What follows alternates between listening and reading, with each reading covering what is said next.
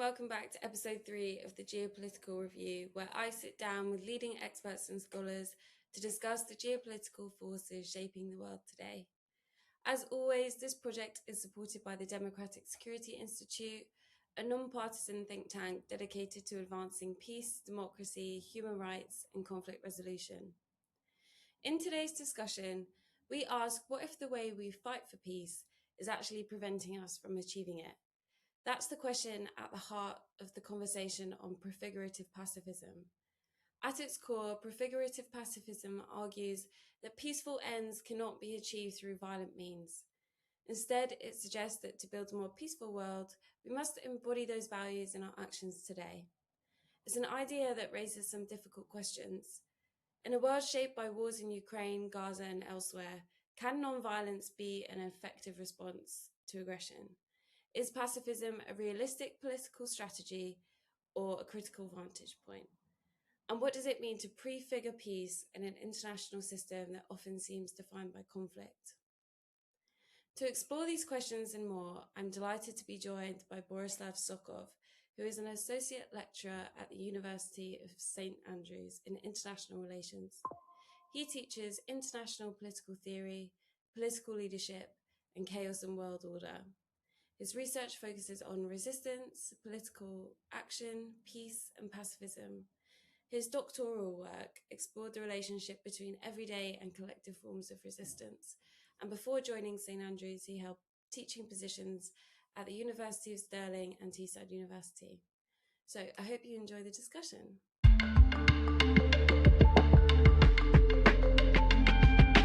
Okay, perfect. So hello, thank you for joining me. I wondered if you could start off by giving a brief introduction of yourself and kind of what your journey has been and how you've managed to specialize in the area that you have. Yes, hi Grace, thank you for the invitation. So my name is Dr. Borislav Tsokov, and I'm an associate lecturer at the School of International Relations in the School of at the University of St. Andrews. My research interests, let's say, have been evolving since I finished my doctorate degree 3 years ago. I was, and still am, I suppose, initially interested in alternative ways that we can perhaps conceptualize political action, which has kind of wider implications for resistance studies, civil resistance studies. And in recent years, I have kind of moved and tried to apply these more abstract forms of thinking to perhaps reviving with some colleagues across the UK and obviously beyond the UK, reviving the political relevance of pacifism as a rather marginalized tradition within the humanities, which obviously includes political science, international relations, but also political theory and political philosophy. It's been an interesting journey, I suppose. I've always been interested in resistance, I suppose, from a younger age. During my doctorate degree, I became increasingly interested in questions of passivity, or let's say refusals or withdrawals, and how, or if at all, how can refusals or withdrawals or passivity in general serve as a political act, as an act of resistance, which is, as we go by in the conversation, I imagine these things will pop up again, but traditionally within the literature of political theory and resistance studies more broadly understood, questions of refusal or withdrawal are seen as apolitical or nihilistic, so not necessarily having any impact on politics. So I'm trying to tap into those questions and with my recent work, applying those questions to pacifism and trying to rethink the tradition. Yeah, perfect. Well, you wanted to speak, when I asked you what you wanted to cover, you mentioned prefigurative pacifism. Obviously, I've heard of pacifism, but prefigurative pacifism was new to me. So just to go back to the basics, what on earth is prefigurative pacifism? What does it actually mean, and how does it differ from traditional understandings of pacifism? Yeah. So I mean, this is perhaps inspired from an article that I recently published, in which I try to apply some of these um, reflections on passivity to the tradition of pacifism. And obviously, these are not necessarily new ideas. There have been others who have kind of acknowledge this prefigurative logic in pacifism, and some who have more explicitly perhaps written on the conjunction between prefiguration and pacifism. But what I try to do is to offer perhaps one of the few sustained ways of rethinking pacifism within these kind of debates, because traditionally pacifism as a tradition is associated as a moral or ethical stance, and usually it's mostly kind of engaged with in debates around the ethics of war or the ethics of violence. Um, Whereas I try to rethink it as a mode of resistance as well. So something which goes beyond simply an ethical stance on kind of debates between realism, just war, and pacifism, to something which is actually enacted as a form of resistance. I mean, there's two main kind of purposes or motivations perhaps behind these attempts. It's on the one hand, again, as I mentioned, to perhaps demonstrate the political relevance of this tradition, because for those of you for your listeners who might be familiar with pacifism, they would know that it's been a very marginalized tradition within the humanities.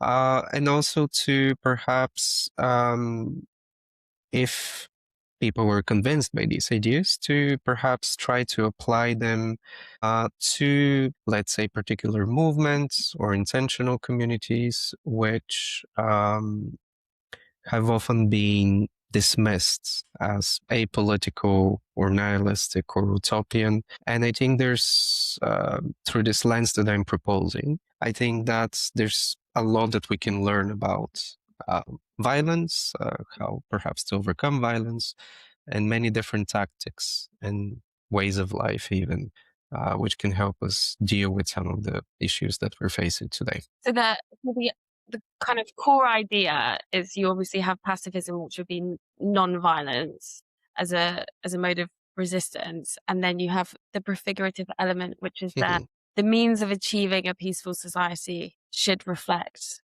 the peaceful society. So you Yeah. can't use violence to create a non-violent society. Like, Yeah. Maybe I didn't fully address the last question. So basically, what prefigurative politics is, it's a study. It's usually associated with anarchists thinking, which proposes a different form of resistance. So things, movements, or perhaps even intentional communities. There's been a lot of research on intentional communities around prefigurative politics, in which activists, instead of following this traditional strategic, let's call it, formula of resistance. That is, we gather, we employ certain means, whether violence or non-violence, in order to achieve particular ends, whether revolutionary or reform. In prefigurative politics, these means and ends coincide in action. So it usually involves activists, perhaps changing the habits that they have, changing their ways of life, in order for the ends that they see in the world to coincide with the means that they're employing to achieve them. So I don't know what would be a good example. I don't know. There's a lot of work, let's say, in climate crisis research on how do we resist the climate change. Obviously, we have the approach where we can gather, resist, organize, challenge, let's say, oil companies or boycott particular consumption practices, but others, for example, prefer to change their everyday habits and, I don't know, consuming less, not buying fast fashion, recycling, if you wish. So they envision a more eco-friendly future by enacting it at the present rather than simply um, challenging or gathering or protesting against whether a government or a particular company. Does that kind of help too? Yeah. So with pacifism, I'm trying to say that a lot of these pacifist thinkers and movements and communities throughout history have been motivated by the same logic of acting. They're kind of withdrawing, whether from society or withdrawing from politics as we understand them, in order to enact alternative visions of the future in the present. And maybe we can go into more examples later on. So when I was doing some research, obviously a major central figure to pacifism is Gandhi. He treats nonviolence as like an active political struggle where obviously your political action of nonviolence helps you achieve the ends of a nonviolent society. And this kind of non-cooperation with violence or non-cooperation with violent structures is a core idea. So withdrawal or non-cooperation is not a kind of do nothing, but an action in and of itself. Mm-hmm. So, but for many, withdrawal sounds counterintuitive. So what are we missing when we equate action with activity? And how do you distinguish between meaningful withdrawal and simply opting out of society? Yeah. Thanks for bringing in Gandhi as well, because I think Gandhi is an excellent example of what your question taps into. So obviously with Gandhi we have this idea of satyagraha, which I mean, in the West, we usually translate as non-violent action, non-violent resistance. But for Gandhi, satyagraha was way more complicated. So it was more of a philosophy of life or a way of life, and to become satyagraha, to have this soul force as it is in certain translations, activists had to change a lot of their habits or their everyday activities. Usually these satyagrahis would be trained, if you wish, in the ashrams that Gandhi started all across India as well as Africa. So it is a good example of how a satyagrahi would withdraw, let's say, from everyday life or politics as we know it, go through these different habits, practices, and sacrifices in order to develop this soul force that Gandhi saw as necessary for the success of nonviolence. Because obviously with Gandhi we have a lot of success of nonviolence, obviously the salt marches and many other different examples of where he managed to succeed with nonviolent means. But the question of what is the difference between withdrawal, which is apolitical, and withdrawal, which has political implications, I think Gandhi serves as a good example here, because for the success of these satyagrahis, they had to, one way or another, withdraw from politics and from everyday life, cultivate new forms of habits and forms of life, and then go and protest and be able to endure the violence inflicted onto them, and so on and so on. So I don't know if this kind of answers the question, but it's a difficult question. I mean, of course, we have many movements or intentional communities who simply withdraw from politics, don't necessarily engage with politics or want to enact their change. But we also have a lot of pacifist communities who are actively involved in changing politics, writing, teaching, translating work, especially in that in Europe in that interwar period between the First and the Second World War, pushing for governmental reforms, organizing kind of strikes against military conscription, and so on and so on. So yes, it's a thin line, but that's what I'm also interested in, kind of trying to show that these intentional communities, informed by pacifist ethics, have had a significant political influence, even though they might not necessarily be part of political life as we know it. So when we talk about the means having to match the why do you why is that such an important tenet? And Mm-hmm. because that is pretty much what distinguishes it from traditional understandings of resistance, that people would use violence to in like an anti-colonial struggle to try and achieve a more peaceful society where they're not oppressed by a colonizer. But Mm-hmm. why do they believe that it's so important to enact that kind of action in their form of resistance? Yeah, that's also a good question. So, I mean, there's a lot to this.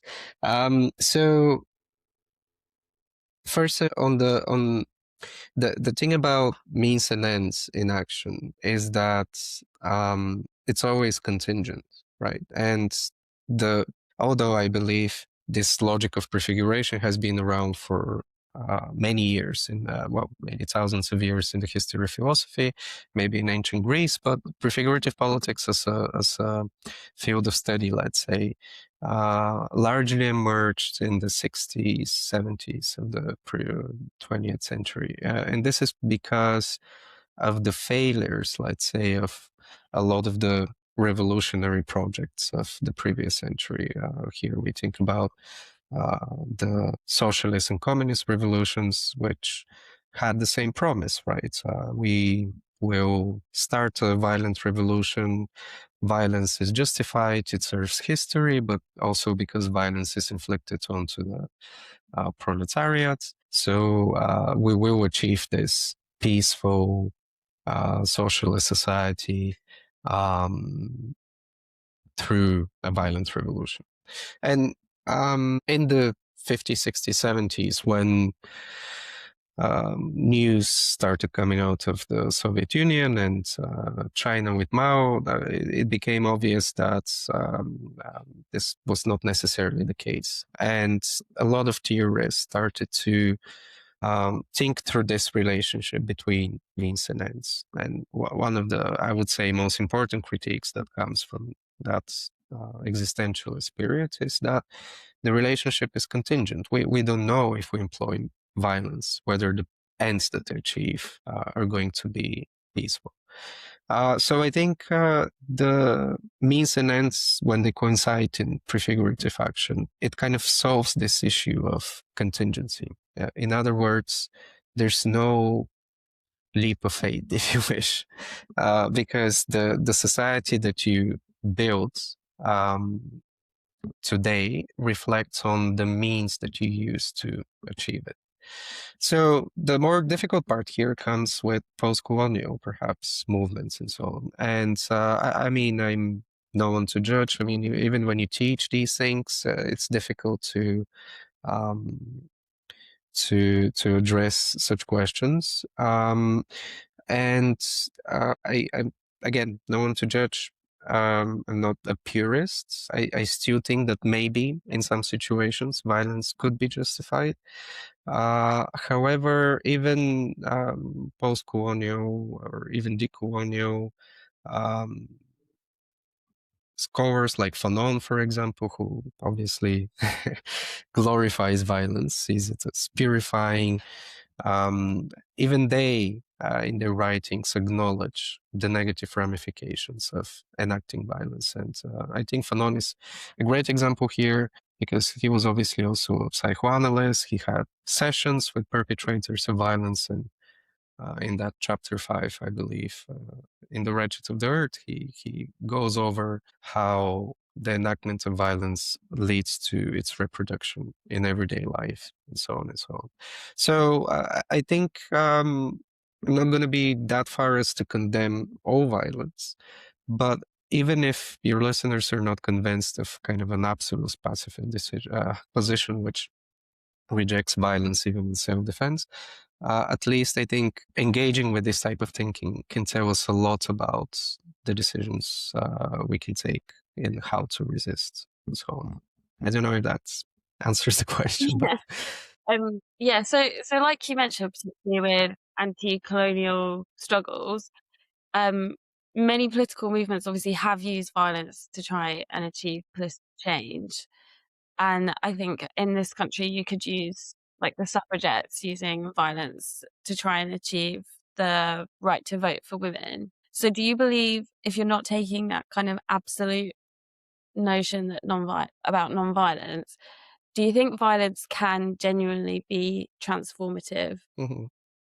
Or does Yeah. it tend to reproduce that system of violence just in a different form? Yeah, I mean, I think our whole world as we know it now is based on violence some way or another. Could it be transformative? It could, I suppose it could, but again, there is this idea of contingency as well. We can think of many successes of violent struggles, well, relative successes, I suppose. But we can also think of many failures in violent movements. So I suppose, as I said earlier on, I'm not a purist, but I still think even if we see the utility of violence in certain cases, still engaging with pacifism helps us perhaps see some of the implications of resorting to violence, if that makes sense. Yeah. I don't know if that's a coup out or not, but Just to kind of come off of what you've just said, if we're talking about the suffragette movement, which did use violent means, and then you had the suffragist movement, which didn't. They relied a lot more on pamphleting or lobbying of MPs and things.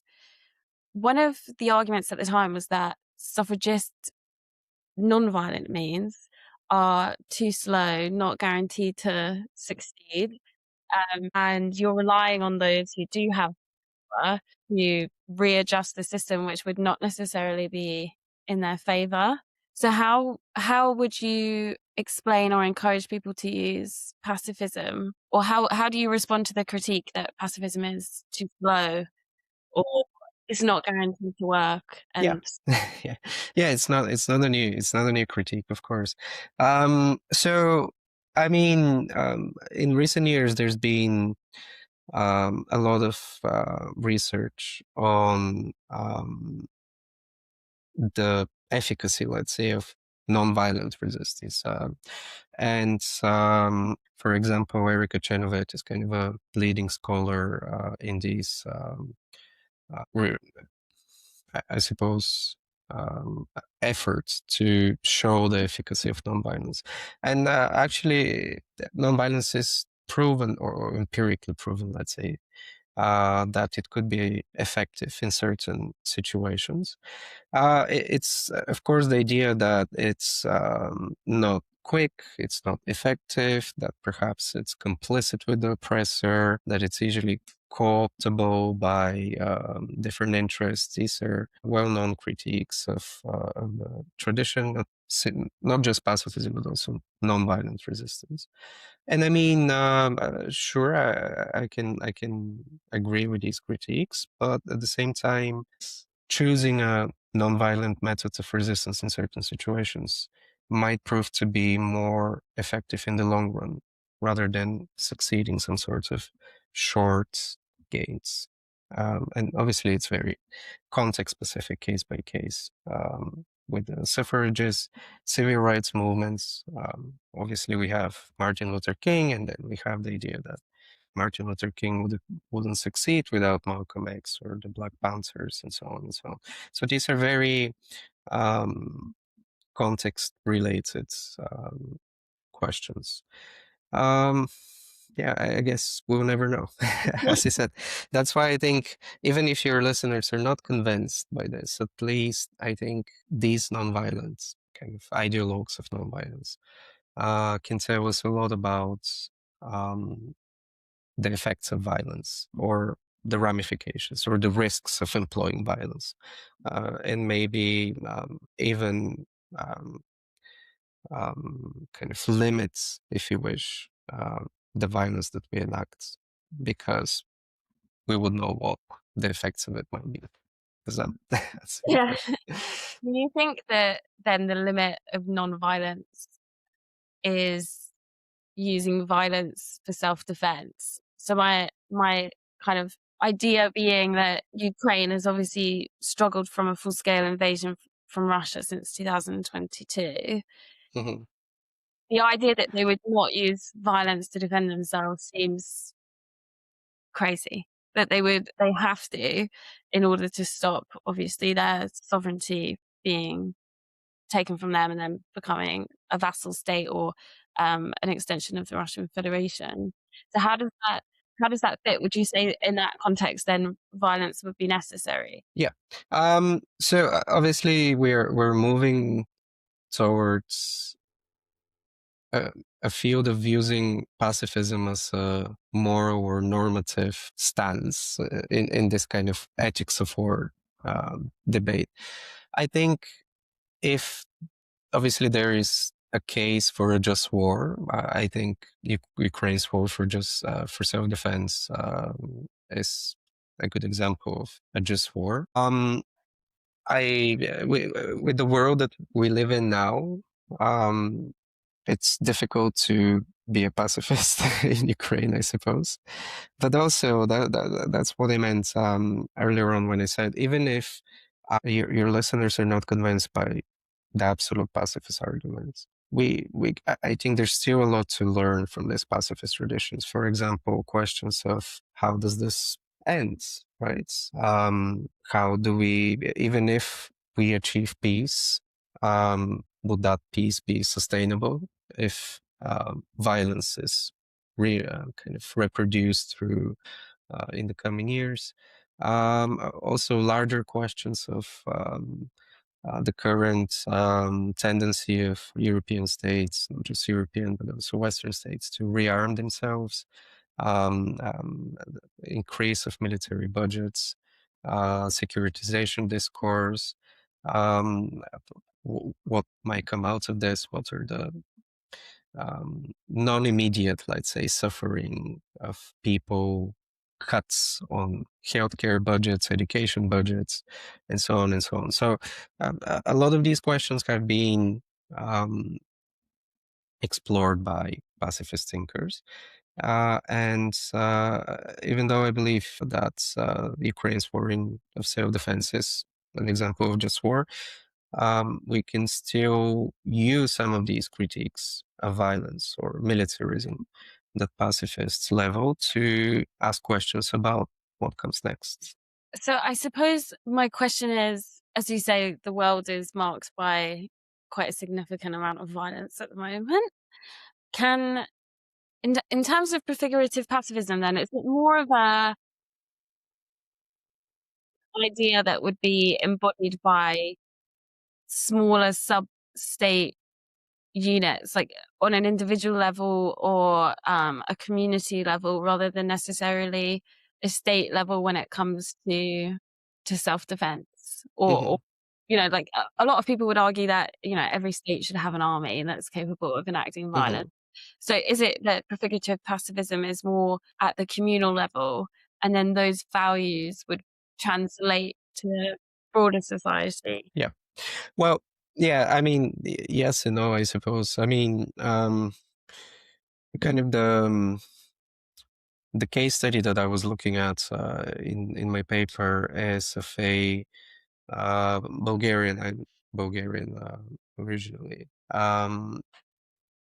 community which was inspired by the works of Lev Tolstoy, also Gandhi there as well. And usually in these kind of absolute pacifists philosophies, let's say, the question is the question of peace is peace and war, violence and war. War is not treated as kind of a arbitrary event that just happens in the world, right? War is treated as a social problem, as a social result, as a result of social relations. And these kind of, I suppose, one of these pacifist philosophers will respond to you by saying that in order to successfully enact, let's say, these ideas, we need to treat the social conditions which lead to war in the first place. Does that make sense? So it does sound idealistic, and again, in the world that we live in today, I wouldn't blame your listeners to not being fully convinced by this. But again, I think a lot of important questions come up of this line of thinking. If, for example, the current increase of militarization, military spending, security budgets, and so on. I mean, I think the risk there is that the discourse that we hear on the news every day, it becomes a self-fulfilling prophecy at one stage. And I think that from a pacifist perspective, addressing these conditions that lead to the occurrence of war as a social phenomenon can perhaps help us think through these important questions. Does that again answer the question? I'm not sure. So if we take money away from the welfare state, for example, and then we put it into military spending, that actually on a societal level, we're reproducing conditions that are conducive to violence. Mm-hmm. Yeah. Yeah. And But yeah, and also, no, I mean, obviously there's other not that immediate effects of war and suffering. I don't know, let's take the Middle East, war in Iran as well, obviously ecologically, purely from the use of these weapons. And not that immediately, let's say, a lot of European, even the EU is turning back to crude oil to kind of catch up with for the lack of, for the decrease in oil transfer from the Middle East. So there are many other effects of war which we don't immediately feel just on the battlefield. So yeah, and I think a nonviolence / pacifist perspective can help us see these, and perhaps again, if not convinced by the absolute pacifist position, at least use these reflections as a critical vantage point if you wish to ask these questions. so for example, in particular parts of the world, and they're thinking of doing it here with North Sea oil, is that particular countries moving back to coal in order to produce enough energy to open and sustain AI data centers. This is completely off topic. But how would a prefigurative pacifist go about resisting the use of fossil fuels for AI data centers, or generally the use of fossil fuels? What would their resistance actually look like? Like, how would that manifest? Would it just, Mm-hmm. yeah. Yeah, that's an interesting question. So I suppose there's two things here. Obviously, as I said, for these movements, so usually absolute pacifist movements, they are on the one hand they treat war as a social condition, not simply an occurrence that tends to happen, but also they have a very broad understanding of violence, right? Violence is not simply physical killing or and so on, but it's also structural. It's exploitation, it's inequality, it's I don't know, unequal rights, and so on and so on. So I guess with the AI data centers, and going back to this idea of means and ends coinciding in action, I suppose the answer would be to limit or refuse to use AI in order to interrupt the reproduction of this cycle of exploitation, whether environmental or human. Yeah, because I imagine there's a lot of human exploitation there as well. So, for example, the community that I was looking at, they argue for vegetarianism as an ethical stance because obviously not simply because it's unethical to kill animals, but also that people should rather consume the food that they produce themselves, because any purchase, let's say, of non-self-produced foods involves some sort of exploitation of workers and so on and so on, which of course is a bit too radical, I suppose. There's two sides to this coin. I don't think people should feel individually responsible for these things. But at the same time, again, even if you're not fully convinced, by looking at how this cycle of violence is reproduced in the everyday, we can at best become more conscious of the things that we do. So Because, you think then that the value of prefigurative pacifism in today's society is more to raise awareness of particular forms of violence that people don't necessarily think about, rather than, oh, you need to become fully vegetarian and live off Mhm. your own land and produce your own food. It's Yeah. more they're, they're That's a more good.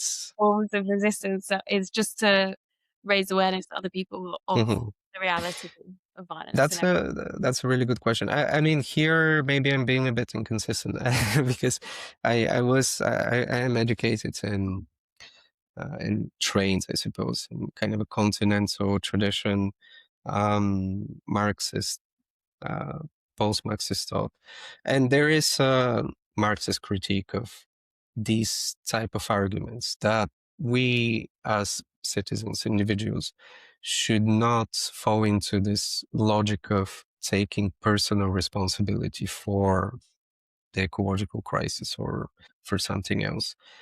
Because obviously there's um, the owners of the means of production are obviously the ones who actually have an effect on these issues, whether ecology or war.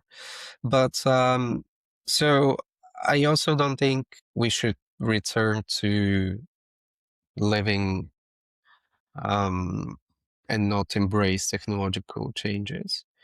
But at the same time, I mean, going beyond pacifism here in terms of the climate crisis, at the same time, things will have to change, whether we like it or not, whether forcefully or voluntarily. So I think the fact that things will have to change speak for the importance of this prefigurative forms of action, right? So if you want to consume fast fashion, sure, do it, but at least know that when you do, you are exploiting, let's say, workers in developing countries. You are contributing to um, kind of the exacerbation of the climate crisis and so on and so on. And I think that's what I mean by employing these as a critical vantage point. I think even if you're not fully convinced that you should stop eating meat, you should produce your own food, you should live outside of the big city and not use AI, at least through this prefigurative pacifists, there are many prefigurative pacifist moments, I suppose. From them, we can learn what the implications of our everyday habits might be, and then everyone can make a choice. I think the goal then, it seems, would be to obviously encourage people to change their habits, obviously, towards whatever the goal Mhm. of that individual society or movement would be. Do you think we underestimate the political significance of everyday habits and lifestyles because they don't resemble traditional forms of activism? Because kind of like what you've just said, is that, well, what could I do to change the climate crisis if AI is consuming all this energy, or these big capitalist structures are reproducing things that are damaging for the environment? Me switching off my lights and recycling isn't going to have that much of an effect. Do you think that we underestimate how important it is to act on an individual level, I suppose?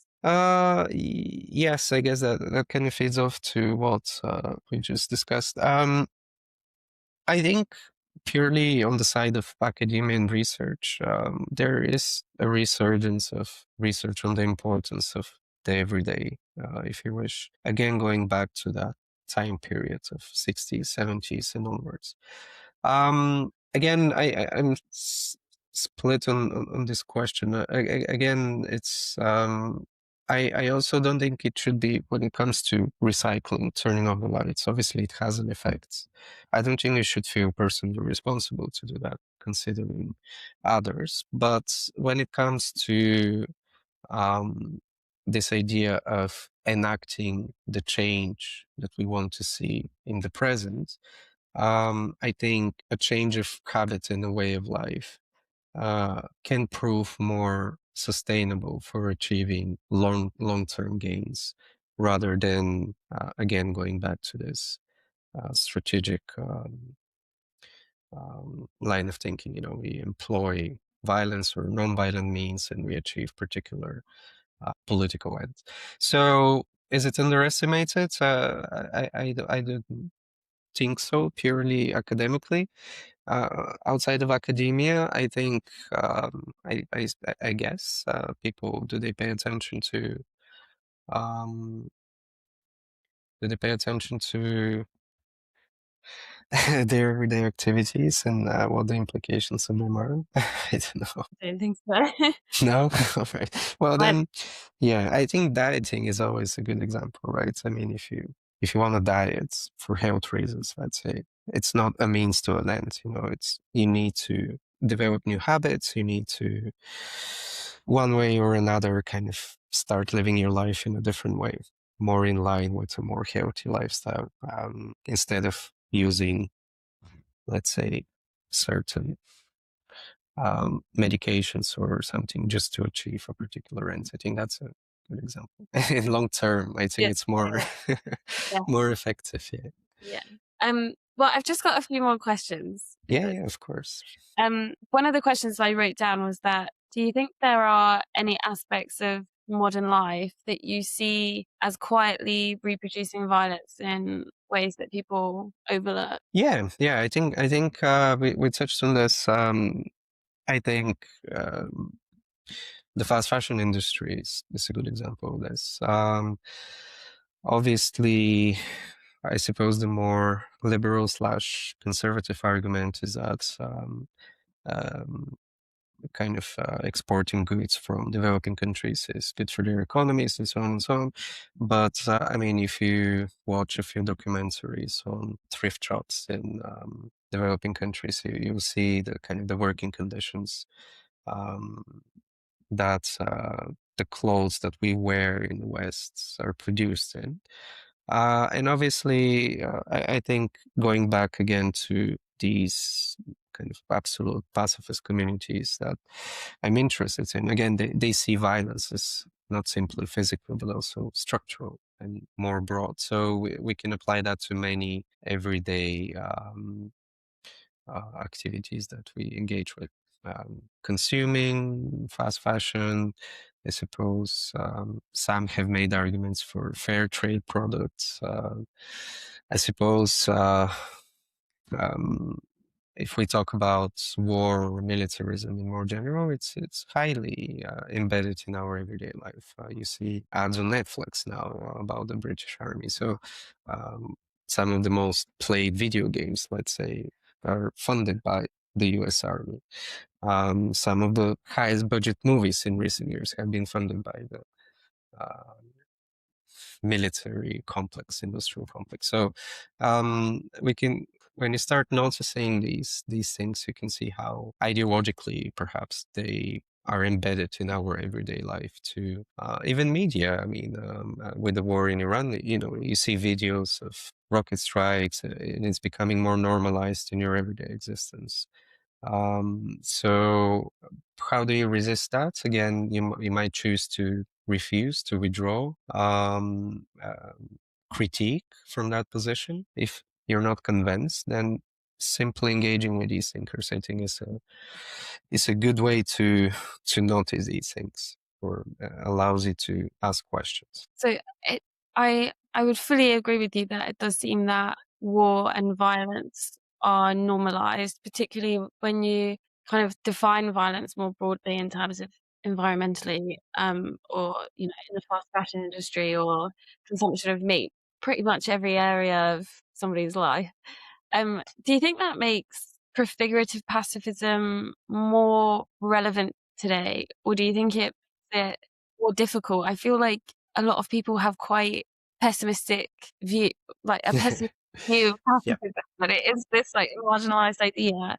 Do you think that it's more relevant now more than ever, that because of the normalization of war and violence? Yeah, I think, I mean, the war and violence have always been part of everyday life. I don't think it's much more um, different than years ago. I just think that now we have the social media and information travel so quick, and there's different ways you can present this and capture someone's interests. And yes, I think very, very hard to. We live in a world where, we have certain world leaders bragging about military strikes, abducting other leaders in front of the whole world. I mean, this is unprecedented, I think, in world history. So uh, we obviously more geopolitically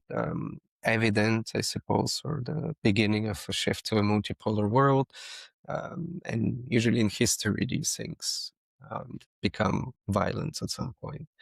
So it's hard to think about pacifism in these terms.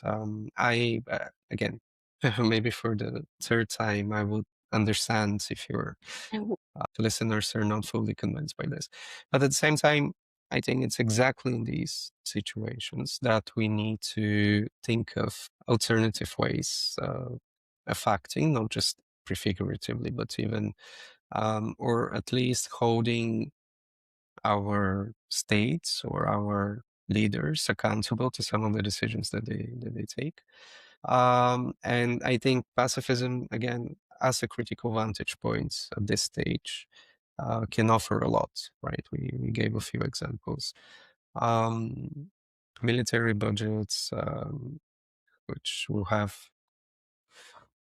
significant impact on the economy, I suppose, in the coming years. Um, And in general, I think what needs to be challenged is some of the discourse that we hear from NATO officials or Western leaders, because these can become self-fulfilling prophecies if we're, Yeah. yeah. So if you could give one message to these policymakers or global leaders, um, about prefigurative pacifism, what what would your one message be? Would it yeah. Yeah, I am. I don't know. I suppose my message would be to. That's a tough question. My message would be to think about what the implications of some of the decisions that they're taking might be long term, and to think about what might such an increase in military budget lead to if we're only doing it to defer. And because once the money are spent, these weapons It feels they're like just it's gonna stay. almost inevitable that if we spend this money on the military that we'll use it. Yeah. And then okay, my last question, which I'm not sure I told you about before, would be if you had any like book recommendations or anything if people wanted to to read anything else about prefigurative pacifism? Yeah, I mean, not necessarily about prefigurative pacifism, but more. So it's a book. Let me just pull it up. I think it's yeah. So it's a book written by the first woman to win the Peace Nobel Prize. She's Austrian. In the English translation is Lay Down Your Arms, and it's written by Bertha von Suttner. And it's a novel. It's not necessarily a philosophy book, but it's a novel kind of the protagonist in the novel is a woman whose husband has went to war, and it goes over the psychological traumas, if you wish, of war and the kind of effects of war, which are not necessarily talked about purely on the immediate circle, but also societally. So I think it's a good book for written in 1893, I believe, 1889 actually, even earlier than that. But after writing that book, von Suttner, she became involved in a lot of pacifist movements across Europe. And she ended up winning the Nobel Peace Prize. And I think it's a good read for the environment in which we live in today, to perhaps show people or remind people the horrors of violence. Yeah. Okay, well, on that note, thank you. Thanks so much for your time today. I really appreciate it. Yeah, thank you. No worries. And thank you for the invitation. Some of the questions were quite difficult, so I hope I Well, didn't manage to answer them. Yeah. thank you.